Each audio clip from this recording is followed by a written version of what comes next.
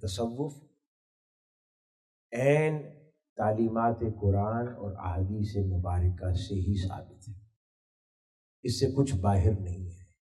جو کچھ باہر ہے وہ تصوف نہیں ہے، اور جو کچھ حقیقی تصوف ہے وہ عین قرآن اور حدیث نبوی صلی اللہ علیہ وسلم ہے۔ ایسی کوئی تقسیم نہیں ہے کہ کچھ سبق قرآن اور حدیث میں بیان ہو گئے اور کچھ بیان ہونے سے رہ گئے۔ اگر کسی جگہ سے ایسی بات سنائی دے کہ نہیں یہ بھی تصوف ہے، شاعری میں آ گیا لیکن قرآن و حدیث میں بامر حکمت بیان نہیں ہوا، تو ایسی کوئی بات نہیں۔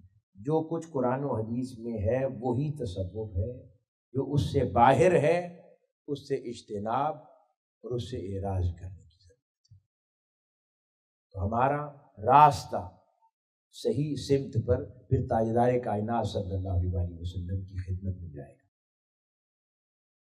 اب قرآن مجید کے اندر بہت سارے تصوف کو اگر مطالعہ کیا جائے، تصوف کی کتب کا، بزرگان دین کے احوال کا اور ان کی تالیفات کا، تصنیفات کا، جو کہ سلاسل کے لیے بنیادی کتب کا درجہ رکھتے ہیں، اگر ان کا مطالعہ کیا جائے تو یا ان کے احوال یا سلاسل میں، تو ہمیں کچھ ایسی ٹرمینالوجیز ہیں، کچھ ایسے امور ہیں یا کچھ ایسے الفاظ ہیں جو بکثرت سنائی دیتے ہیں۔ ان الفاظ میں جیسے کہ تزکیہ نفس، یہ تصوف کی زبان ہے، توبہ یہ تصوف کی زبان ہے، قرب الہی کا حصول یہ تصوف کی زبان ہے، ذکر الہی یہ تصوف کی زبان ہے، یاد الہی یہ تصوف کی زبان ہے، فقر تصوف کی زبان ہے، اخلاص تصوف کی زبان ہے، زہد و ورع تصوف ہے، توکل تصوف ہے، صبر تصوف ہے، شب بیداری قیام اللیل یہ تصوف ہے، اور نفس امارہ پر غالب آنا یہ تصوف ہے۔ اس طرح کی بہت سارے امور ٹرمینالوجیز ہیں۔ اب کوئی کہے کہ لفظ تصوف دکھائیں کہاں ہے، لیکن جو کچھ تصوف ہے، اور یہ تمام الفاظ جو آپ کے سامنے میں نے دہرائے، ان میں سے ایک ایک قرآن مجید کی آیات اور احادیث مبارکہ سے ثابت ہے۔ یہ سب کچھ قرآن سے ہے۔ صبر پر قرآن کی آیات ہیں، توکل پر قرآن کی آیات ہیں، فقر پر قرآن کی آیات ہیں، اخلاص پر ہیں، محبت الہی پر ہیں، محبت رسول پر ہیں، قرب الہی پر ہے، توبہ پر ہے، تزکیہ نفس پر ہے۔ ان تمام امور پر قرآن مجید کی کثرت سے آیات بھی میسر آ جائیں گی اور احادیث مبارکہ بھی ملیں گی۔ اسی طرح کوئی کہے کہ قرآن میں لفظ صوفی دکھائیں، ہم جواب میں کہتے ہیں کہ کسی ایک شے کے تو کئی نام ہوتے ہیں۔ اگر آپ کو صوفی کی جگہ صوفی کو جو اور بھی بہت سے ناموں سے پکارا جاتا ہے وہ نام دکھا دیں قرآن میں تو قابل قبول ہوگا۔ اگر لفظ صوفی نہ ہو، جیسے کوئی ایک شے ہو، اس کو کئی ناموں سے پکارا جاتا ہے، ایک چیز کے کئی کئی نام ہو سکتے ہیں، تو اسی طرح صوفی کے کئی اور نام ہیں۔ تو ہم وہ نام قرآن میں دیکھتے ہیں تو دیکھتے ہیں کہ کبھی قرآن مجید میں ابرار انہیں کہا جاتا ہے، وہ قرآن میں نظر آتا ہے، کہیں انہیں مقربین کہا جاتا ہے، صوفی ہیں، کہیں سابقین کہا جاتا ہے، وہ صوفی ہیں، کہیں ذاکرین کہا جاتا ہے، وہ صوفی ہیں، کہیں انہیں صابرین کہا جاتا ہے، وہ صوفی ہیں، کہیں صارفین کہا جاتا ہے، کہیں محبین کہا جاتا ہے، کہیں ان کو عابدین کہا جاتا ہے، کہیں زاہدین کہا جاتا ہے۔ غرض اس طرح فہرست ہے صوفیاء کرام کے اور ناموں کی، اور یہ سارے نام قرآن مجید میں ہمیں نظر آتے ہیں جا بجا مختلف آیات مبارکہ میں اور احادیث کے اندر، جس سے بات سمجھ آ جاتی ہے کہ یہ بات قرآن کی ہی ہے اور اس کو قرآن سے ہی سمجھیں گے۔ اسی طرح کہیں صادقین انہیں کہا جاتا ہے، کہیں پھر صوفی مرد اور صوفیاء عورتیں ان کو کہیں قرآن مجید کے ایک مقام پر اللہ پاک فرماتا ہے صادقین و صادقات، کہیں فرماتا ہے قانتین و قانتات، کہیں خاشعین و خاشعات، کہیں مخلصین و مخلصات، کہیں محسنین فرماتا ہے، کہیں ان کو متقین فرماتا ہے، کہیں محبین فرماتا ہے، کہیں راضعین فرماتا ہے، کہیں متوکلین فرماتا ہے، کہیں مقربین فرماتا ہے۔ تو یہ مختلف ناموں سے اللہ پاک اپنے ان صوفیاء کو پکارتا ہے اور بلاتا ہے۔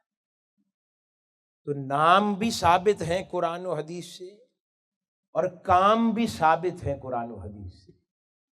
ہاں یہ الگ سوال ہے کہ آج کے دور میں کیا ان صوفیاء کے ماننے والوں کے کردار میں وہ چیزیں ہیں یا نہیں ہیں، یہ کویسچنیبل ہو سکتا ہے، لیکن ناموں کا قرآن سے ثابت ہونا اور ان باتوں کا قرآن سے ثابت ہونا، جو یہ اصل صوفیاء کرام اور اہل اللہ جو اس وقت صاحب مزار ہیں اپنی اپنی درگاہوں میں، تو ان کی زندگیوں کا زیور تھا یہ کردار، یہ اخلاق، یہ ان کی زندگیوں کے زیور تھے جو قرآن سے براہ راست منسلک تھے اور احادیث نبوی صلی اللہ علیہ وسلم سے منسلک تھے۔ چند مثالیں میں نے عرض کیا کہ ابرار ہیں اور دیگر خصوصیات اللہ پاک نے فرمائی، تو چند مثالیں قرآن مجید کی مختلف آیات سے بھی عرض کرتا ہوں بطور دلیل۔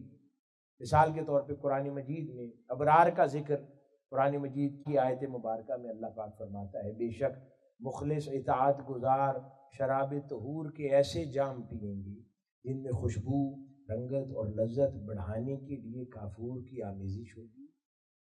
ان صوفیاء کا تذکرہ ہے۔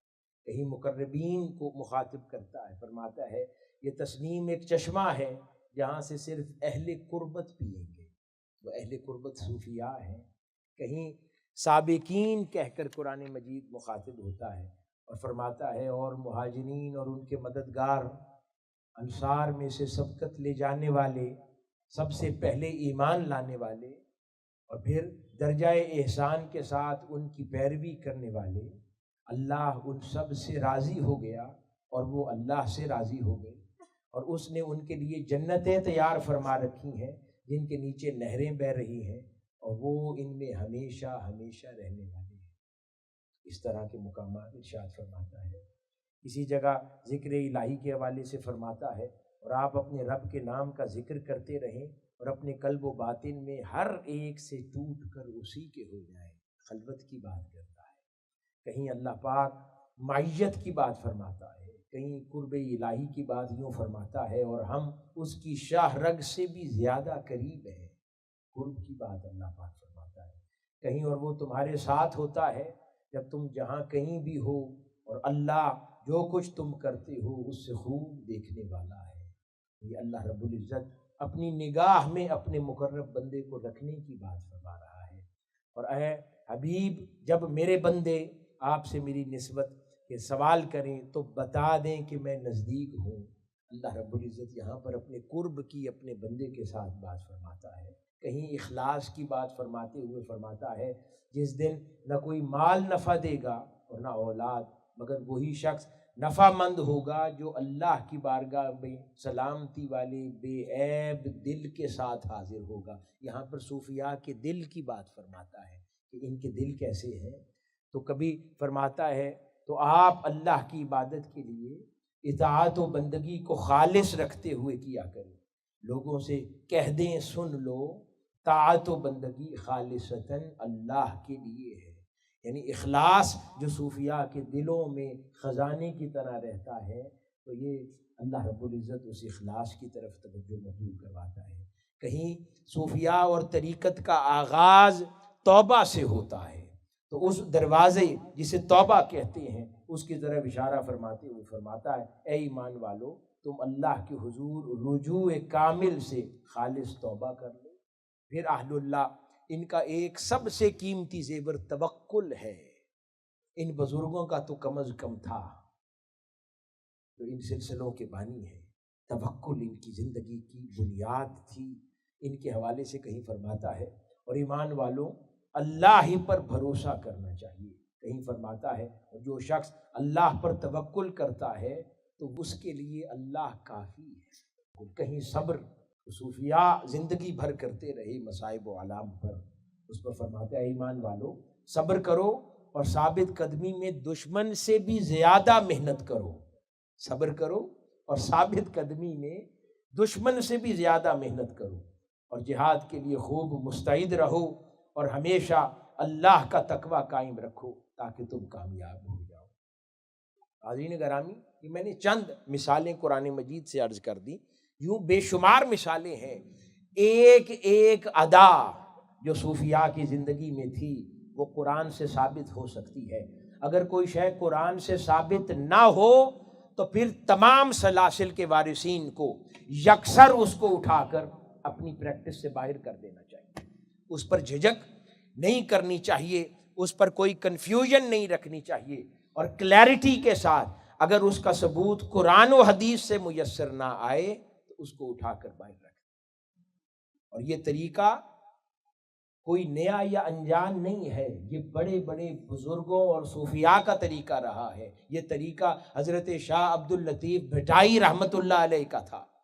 آپ نے اپنی زندگی میں، آپ کے مکتوبات میں کئی خط آپ نے علماء کو لکھے براہ راست جو اس دور کے سب سے بڑے نام تھے، اور تصوف سے متعلقہ اگر کوئی ایسی پریکٹسز تھیں جن کے اوپر ذہن میں سوال پایا جاتا تھا، آپ نے علماء سے شریعت کا موقف جانا، اور جو شریعت کا موقف علماء سے میسر آیا اس کے مطابق اپنی طریقت میں قائم ہو گئے۔ یوں شریعت کو طریقت کے ساتھ لے کر چلے ہیں وہ لوگ جن پر راز آشکار تھا، کیونکہ پتا تھا کہ اس کا چشمہ تو قرآن و سنت ہے۔ یہ جن کے ہم ماننے والے ہیں یا جن کی ہم اولادیں ہیں وہ بھی خوشا چین انہی قرآن و سنت سے تھے۔ اگر ہم قرآن و سنت سے اپنے دامن کو دور کر لیں گے تو پھر آہستہ آہستہ آگے نسلوں کے اندر دین اور شریعت سے اتنی دوری آتی چلی جائے گی کہ زبردستی کھینچ کر بھی نہیں لا سکیں گے واپس مرکز پر، کیونکہ گریجولی ہوتا چلا جا رہا ہے۔ حاضرین گرامی، اسی طرح چند مثالیں احادیث مبارکہ سے بھی عرض کر دیتا ہوں تصوف سے متعلق۔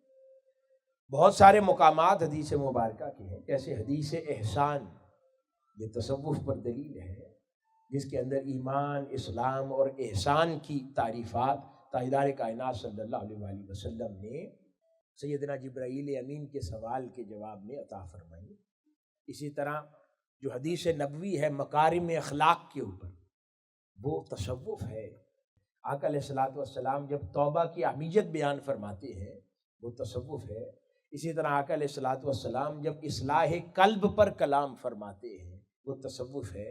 اسی طرح حدیث نبوی جب محبت الہی پر کلام کرتی ہے وہ تصوف ہے۔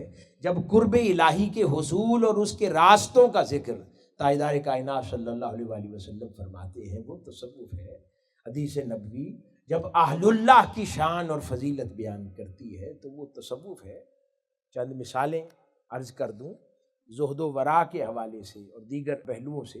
آقا علیہ الصلوۃ والسلام نے دعا فرمائی، اے اللہ مجھے ایسا بنا دے کہ تیری محبت مجھ پر اپنی ذات سے، اپنے اہل و عیال سے اور سخت پیاس کے وقت ٹھنڈے پانی سے بھی زیادہ محبوب ہو جائے۔ یہ سیدنا موسیٰ علیہ السلام کی دعا آقا علیہ الصلوۃ والسلام نے بیان فرمائی، اور آخری حصے نے تو بہت لذت دی۔ فرمایا مولا تیری محبت مجھے اپنی ذات سے، اپنے اہل و عیال کی محبت سے اور سخت پیاس کے عالم میں ٹھنڈے پانی کی طلب سے بھی زیادہ محبوب ہو جائے۔ کیوں؟ بڑی خوبصورت بات ہے۔ یہ تو دعویٰ ہر کوئی کرتا ہے کہ ایسا وقت آیا تو میں اپنی جان قربان کر دوں گا، تو جان قربان کرنے کا تو وقت آتا نہیں۔ یہ بھی دعویٰ ہر کوئی کرتا ہے کہ میں اہل و عیال کی محبت سے زیادہ چاہتا ہوں تاجدار کائنات صلی اللہ علیہ وآلہ وسلم کے، تو اس کی بھی آزمائش کا کوئی پیمانہ نہیں۔ اس لیے اس کلام میں پھر آقا علیہ الصلوۃ والسلام نے ایک آسان پیمانہ بھی عطا فرما دیا کہ اگر محبت کو چلو اسی پر ہی ناپ لیا کرو۔ اب سخت شدت میں، گرمی میں، پیاس میں ٹھنڈے پانی کی طلب جو ہے یہ لگژری ہے۔ فرمایا کہ جو اپنی زندگی کی آسائش و آرام ہے کیا اس کو بھی میری خاطر ترک کر سکتے ہو؟ کیا اپنی لگژری جو ہے لائف کی، کیا اسے میری خاطر میری محبت پہ قربان کر سکتے ہو، مولا کی محبت پہ قربان کر سکتے ہو؟ تو پھر جانیں گے کہ تم کتنے سچے اور سچے ہو تصوف میں۔